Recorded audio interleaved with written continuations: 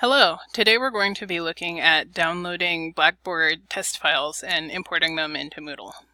So find the email to which your Blackboard files are attached, and it should be in a zip file. Click the download button.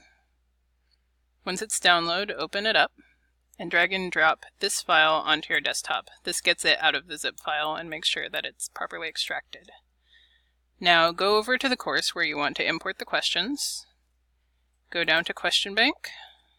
Go down again and click Import. Select the bubble next to Blackboard since these are Blackboard files. Now open up this file, and as you can see, these are all also zips. Don't worry about that. Just drag and drop it in here as a zip and click Import. You can see that this was successful and all the questions are in. Click Continue. And there you go. There are your questions. And if you look up here, every zip file will get its own little section.